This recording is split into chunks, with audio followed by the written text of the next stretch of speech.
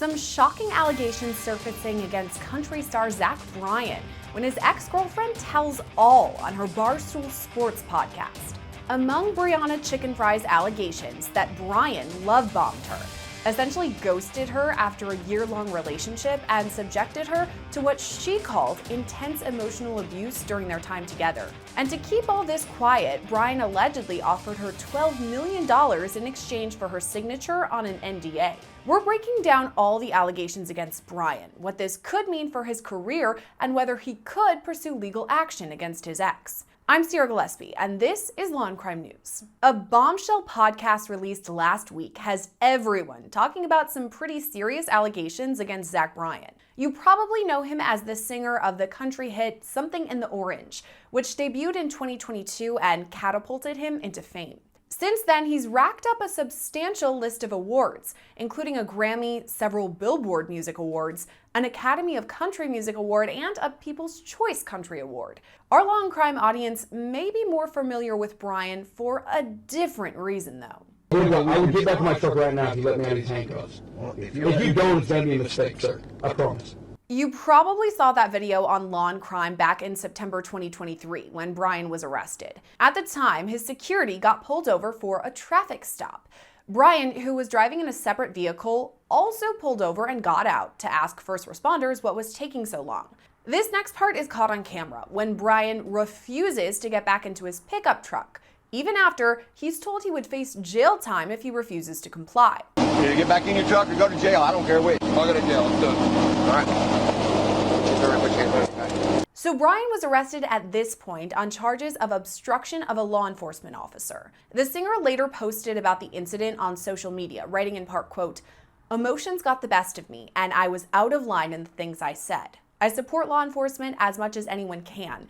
I was just frustrated in the moment. It was unlike me, and I apologize." All right, I know you're multitasking when you're watching our videos, and if you're out and about running errands, listen up, this one's for you. I have to tell you about the free app Upside that gets you cash back on daily essentials. I just went on a road trip and used it every time I pumped gas because it's so easy and free. All you have to do is get the Upside app and claim an offer for whatever you're buying. So you pay as usual and then follow the steps on the app to get paid. To find out how much you could earn, click the link in the description to download Upside, or scan the QR code on the screen and use our promo code LCNews to get an extra 25 cents back on every gallon on your first tank of gas. Okay, so we know Zach Bryan likes to make public announcements on his social media, and that trend continued into last month when he posted this. Addressing something, Brianna and me have broken up with each other, and I respect and love her with every ounce of my heart. Obviously, the statement is a bit longer than that, but we've got to pause here to explain a bit more. In this post, Bryan is referring to Brianna LaPaglia, who's also known as Brianna Chicken Fry. You probably know her from the BFF podcast that she co-hosts with Barstool Sports owner Dave Portnoy and influencer Josh Richards. So Brianna Chicken Fry and Zach Bryan made their relationship Instagram official in July 2023, and by all public accounts, they looked happy. They attended public events together and even posted about each other to their combined 5 million followers. Things went south on October 22nd, though, when Bryan posted that Instagram story telling the world they'd parted ways. At the same time, Brianna posted her own story, writing, quote, "Hey guys, I'm feeling really blindsided right now. Gonna hop off social media for a while and attempt to heal privately.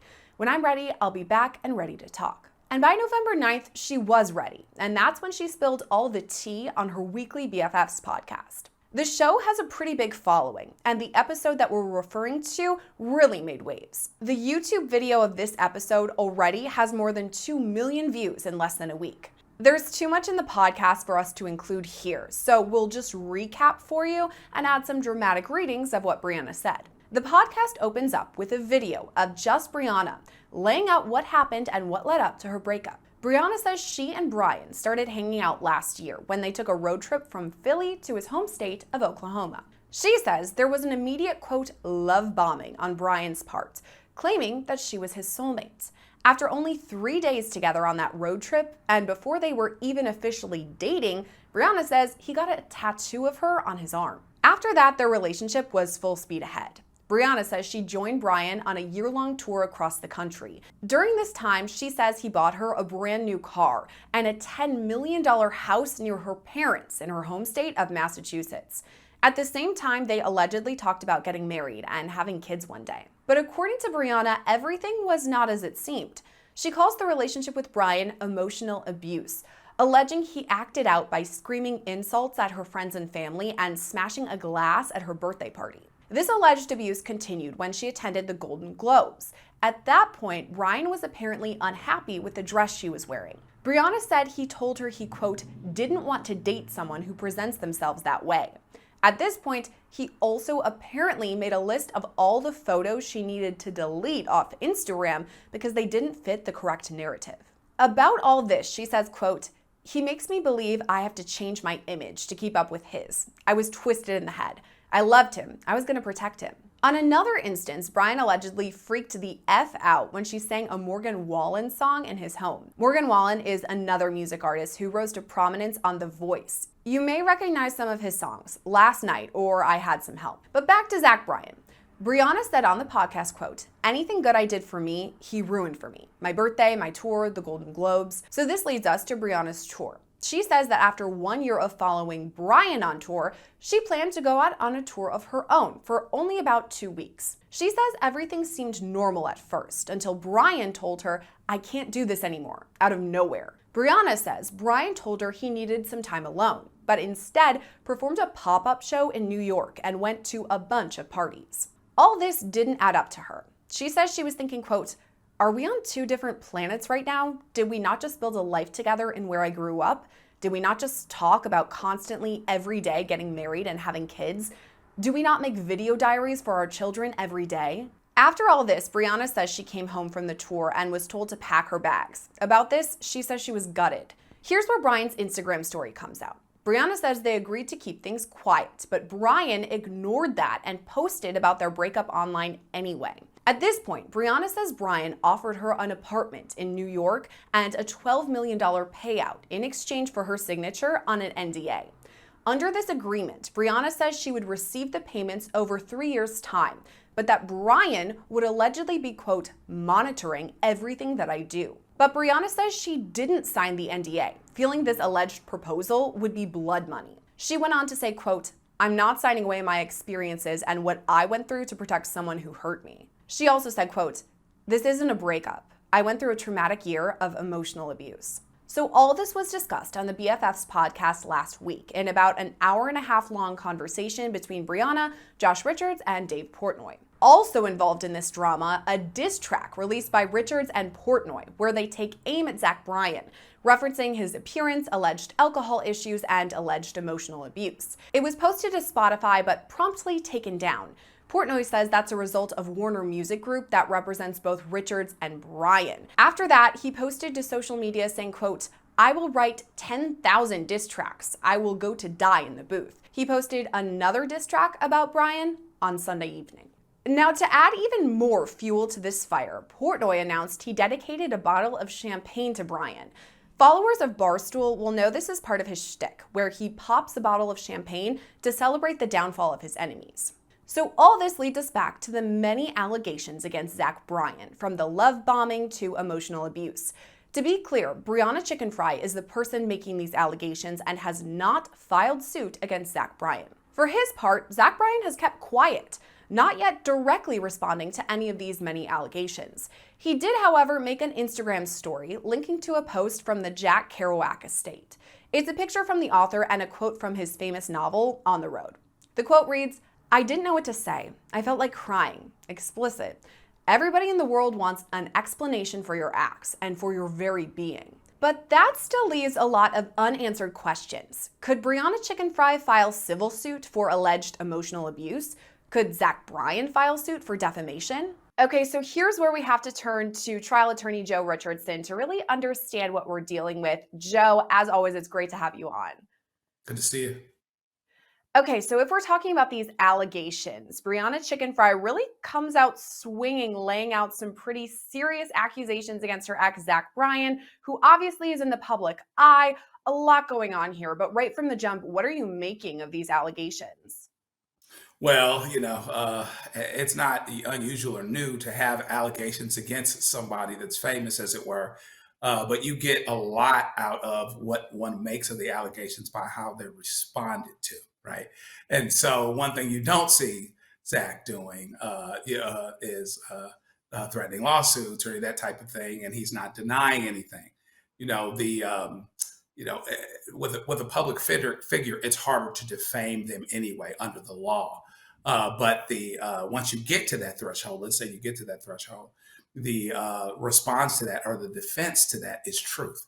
And so, it's kind of one of those things where he probably would just rather it went away and it tamped down and it died down, and he comes off as the person that, that is the bigger person, the person that cares for the ex-girlfriend, but we're not together anymore. And hopefully he just kind of gets to move on, and it doesn't do a whole lot toward his stardom. So his response is as if there were some things that went on, even if some details are wrong here and there, he's better off bouncing off of it and moving on.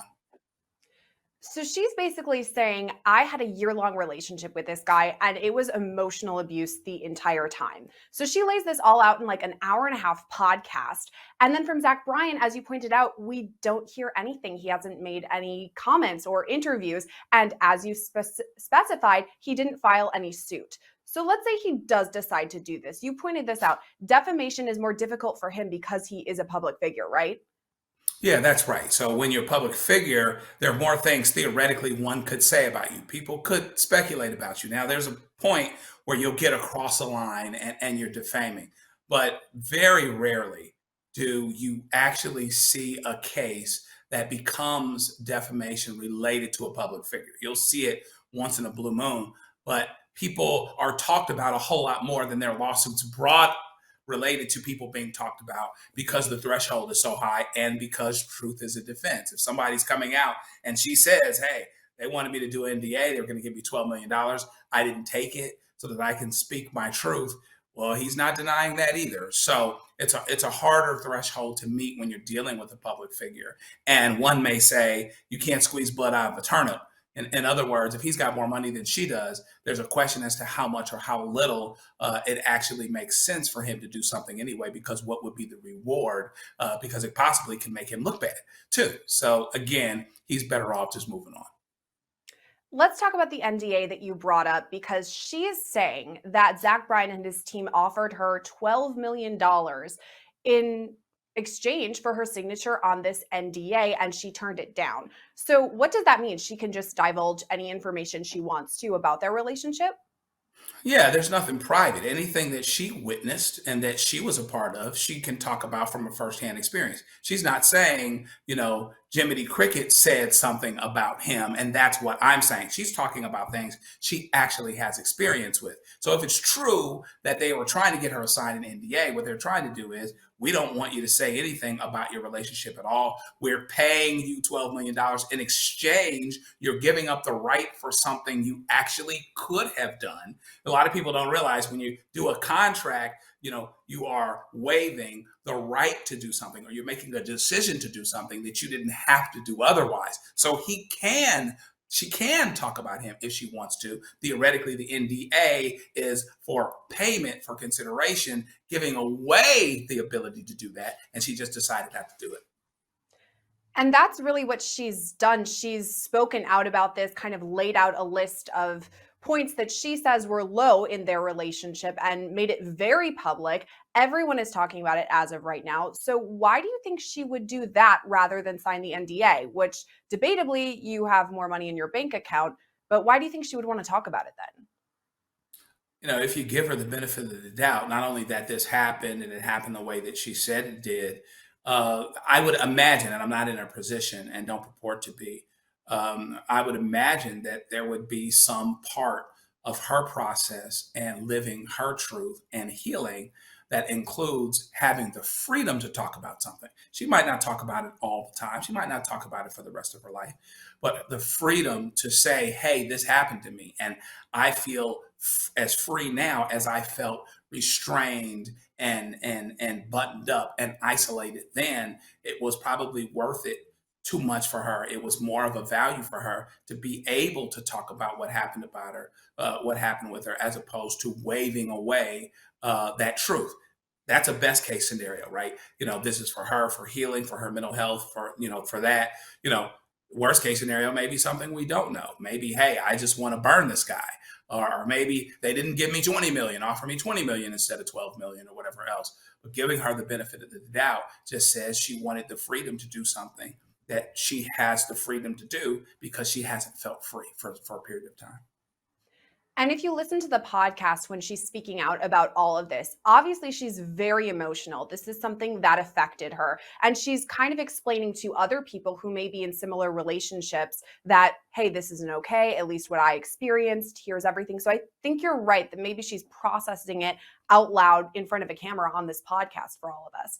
And I think the next point is she hasn't filed a lawsuit against him in any way, a civil suit. She's just kind of come out, said, hey, these are the allegations. Why do you think she hasn't filed suit, or do you think she will? It doesn't sound like something that she would file a lawsuit for. Her causes of action would be probably intentional infliction of emotional distress. She could say something like false imprisonment or something like that. It doesn't sound like sexual assault. It doesn't sound like physical abuse.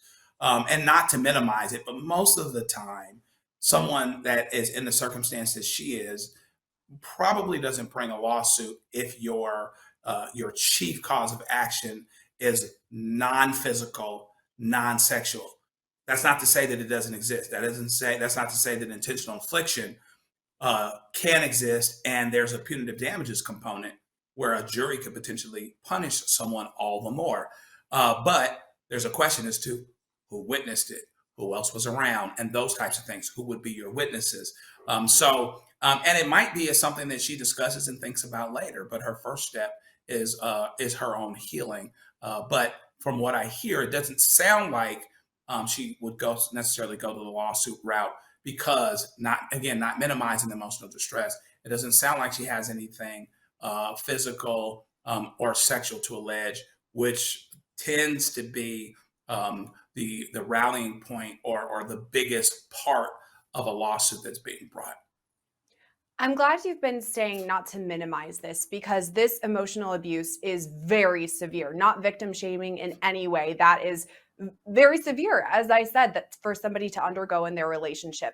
But to your point, there wasn't, at least at this point that we know of, any physical or sexual abuse. So that kind of gets me thinking about the criminal side of things. I mean, would there be any charges that could be pursued? I mean, saying bad things and demeaning someone isn't really illegal, right?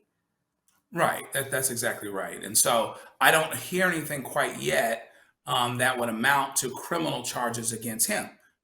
Destruction of property. You want to bring a small claims case and go in front of Judge Judy and get the value of your phone back if she smashed it.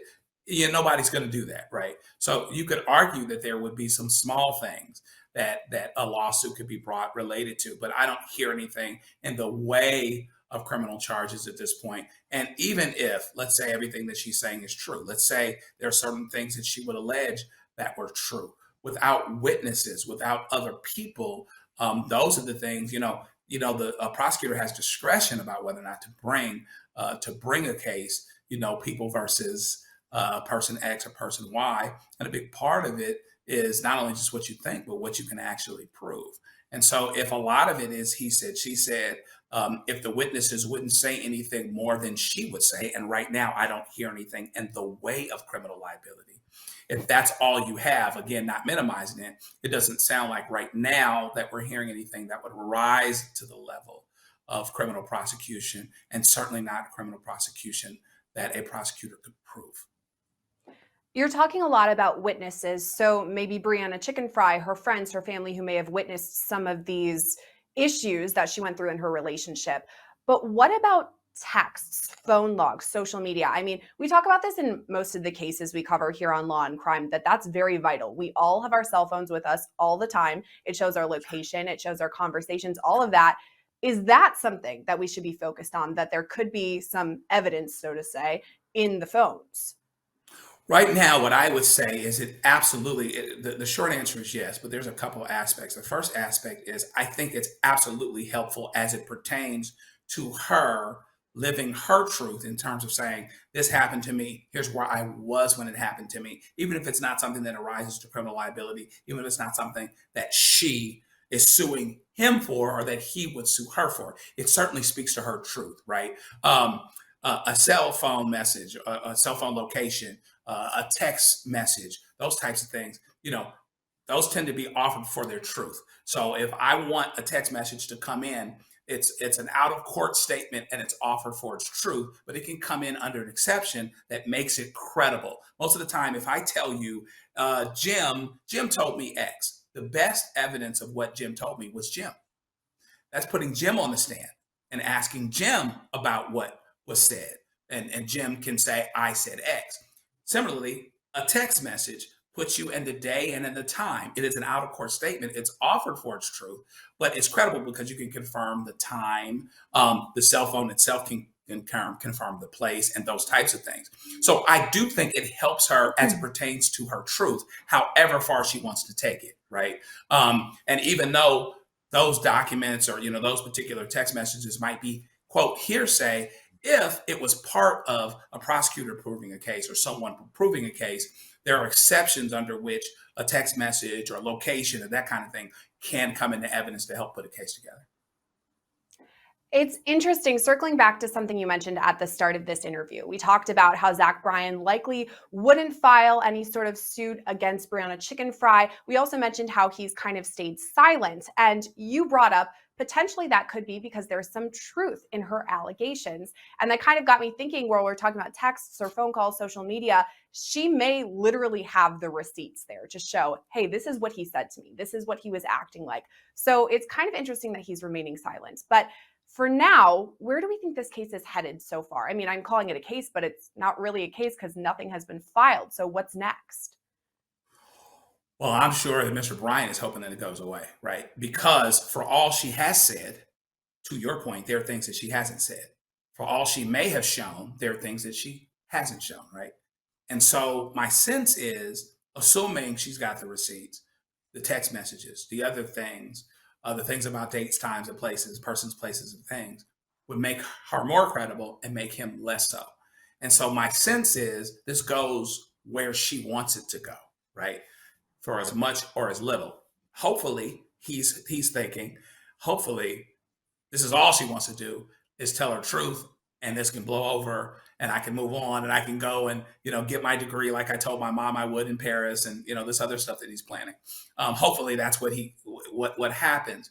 But my sense is, if he doesn't want the receipts out there, if he doesn't want to make her more credible and more powerful, if he's a country music star, and he's an enormous country music star, and he wants to move on with his career, he needs this to die down as soon as possible, and it doesn't die down by him talking about it. So what he hopes is that it doesn't go that far. It's helped her say her truth, and then that she moves on and does other things to express her truth. And it's not a chorus that she continues to trumpet. And so my sense is it'll just go where she wants it to go.